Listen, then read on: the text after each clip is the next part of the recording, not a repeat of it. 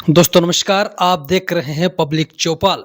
जयपुर में भीख मांगता हुआ मिला हिस्ट्री सीटर का हत्यारा, आधा सिर मुंडवाया, फटे कपड़ों में बैठा था। पुलिस ने 2 दिन तक रेकी कर पकड़ा।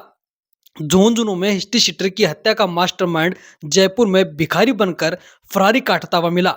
आरोपी ने पुलिस से बचने के लिए सिर भी मुंडवा लिया था। खोले कि हनुमान जी मंदिर के बाहर कटोरा लेकर वह भीख मांग रहा था। पुलिस ने 2 दिन तक भिखारियों की रेकी की। पहचान पुख्ता होते ही 50,000 के इनामी दीपक मालसारिया को पकड़ लिया गया।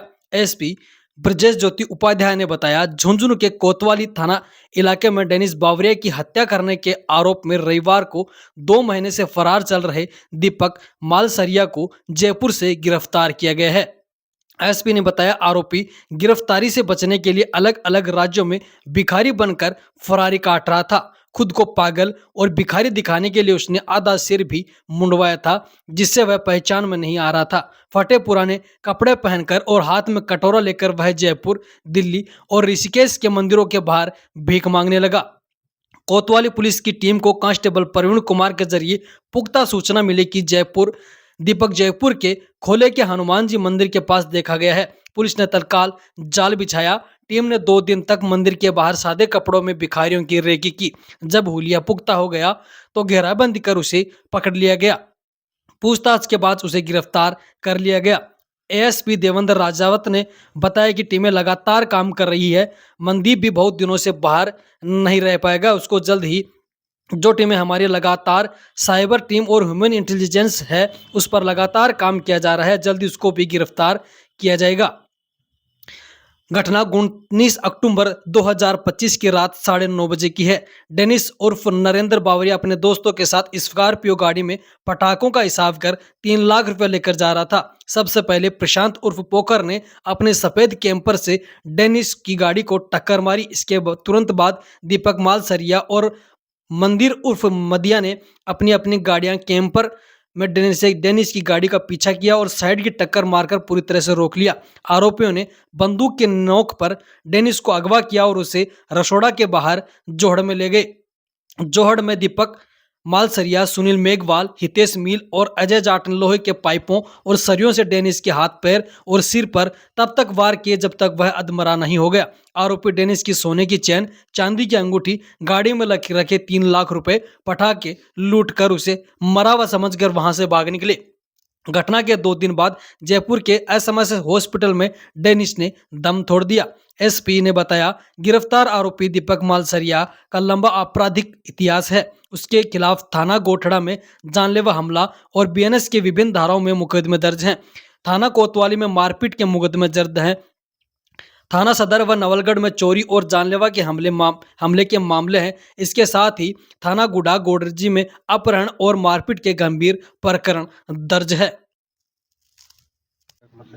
19 अक्टूबर 2025 को दीपावली के एक दिन पहले चूरू रोड पर जो डेनिस बावरिया जो है उसको, जो कि एचएस था हमारे धनूरी थाने का, उसका किडनैप कर करके, और जो दूसरे एचएस थे दीपक मालसरिया और मनदीप उर्फ मदिया वगैरह, वो किडनैप करके और इसको ले गए थे, जिसके साथ की गंभीर मारापीटी की गई थी और उसको रसोड़ा गांव में जो है डाल गए थे, जिस पर उसका इलाज के दौरान जो है मृत्यु हो गई थी, जिस पर प्रकरण संख्या 363/25 धाराओं में, विभिन्न धाराओं में दर्ज किया गया। पुलिस ने बड़ी ही मुस्तैदी से हमारे श्रीमान एसपी साहब जो ब्रजेश ज्योति जी, उनके निर्देशन में, और सीओ सिटी गोपाल जी और एसएचओ श्रवण कुमार जी ने अब इस प्रकरण में 14वां जो मुलजिम है वो हमने दस्तयाब किया है। इससे पूर्व 13 जो बड़े अपराधी थे वो हमने सब गिरफ्तार कर लिए हैं। इस जो अपराधी जो दीपक मालसरिया है, ये पुलिस थाना सदर का एचएस है, जिसके खिलाफ पूर्व में ही 8-9 प्रकरण दर्ज है विभिन्न इस तरह की धाराओं में। और इसके पीछे काफ़ी दिनों से जो है एसएचओ कोतवाली के नेतृत्व में टीम लगातार दबी से दे रही थी।